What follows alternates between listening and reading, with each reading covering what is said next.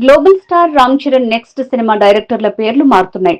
Next director ఎవరు అంటే చెప్పడం కష్టమే అంటున్నారు. ఎందుకంటే చరణ్ వరుస సినిమాలకి కమిట్ అయి ఉన్నాడు.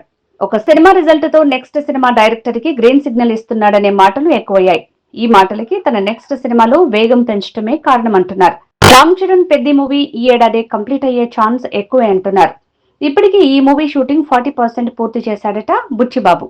తన మిగతా షూటింగ్ ని ఈ ఏడాది స్పీడ్ గా పూర్తి చేయాలనే ఆలోచనలో ఉన్నాడంటున్నారు.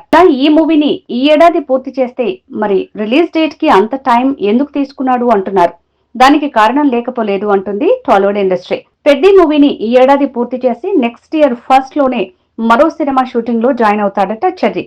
అలా తన నెక్స్ట్ సినిమాకి ముందుగానే డేట్స్ కన్ఫర్మ్ చేశాడని, అందుకే ఈ సంవత్సరం పెద్ద మూవీ షూట్ మొత్తం పూర్తవుతుంది. ఇక ఈ మూవీ తర్వాత బుచ్చిబాబు గురువు సుకుమార్ సినిమాలో అడుగు పెడతాడట.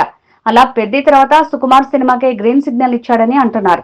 ఈ సుకుమార్ మూవీ కంప్లీట్ చేసిన తర్వాత శౌర్యతో సినిమా అలానే ప్రశాంత్ నీల్ మూవీ ఉంటుందా అంటే కన్ఫర్మ్ గా చెప్పలేమంటున్నారట రామ్ చరణ్ పిఆర్ టీమ్. ఎందుకంటే Sukumar cinema in and out పూర్తవటానికి 15 నెలల టైం పడుతుందట. అలా సుకుమార్ సినిమానే 2027 మార్చి వరకు ఉంటే మరి నెక్స్ట్ సినిమాల సిచ్యువేషన్ ఏంటి అంటే చెప్పలేమంటున్నారట.